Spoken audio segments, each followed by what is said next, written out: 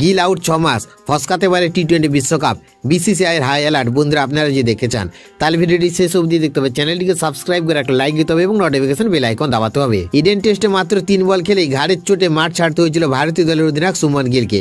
সেই মুহূর্তে dressing room থেকে হাসপাতালে নিয়ে যাওয়ার দৃশ্য এখনো চোখে ভাসছে সকল ক্রিকেট ভক্তদের। কিন্তু এখন কেমন আছেন ভারতের এই তরুণ তারকা? বোর্ডের তরফে কোনো নতুন আপডেট না এলেও বিভিন্ন সূত্রের দাবি গিলের শারীরিক অবস্থা স্থিতিশীল হলেও তার চোট এখনো সম্পূর্ণ সারেনি। ফলে দক্ষিণ আফ্রিকার বিরুদ্ধে দ্বিতীয় টেস্টে তার না খেলা এক প্রকার নিশ্চিত। ঘাড়ে আঘাত পাওয়ার পর এমআরআই সহ একাধিক পরীক্ষা হয় গিলের। শোনা যাচ্ছে সাবধানতা হিসেবে তাকে আইসিইউতে রাখা হয়েছিল। দীনেশ পারদিওয়ালার তত্ত্বাবধানে চিকিৎসা চলছে ভারতের অধিনায়কের। চিকিৎসকদের মতে গিলের ইন্টারস্পাইনাস লিগামেন্ট ইনজুরি রয়েছে, যা মেরুদণ্ডের পিছনের অংশের একটি গুরুতর লিগামেন্টের চোট। এই চোটের গ্রেডই নির্ধারণ করবে তিনি কবে মাঠে ফিরতে পারেন।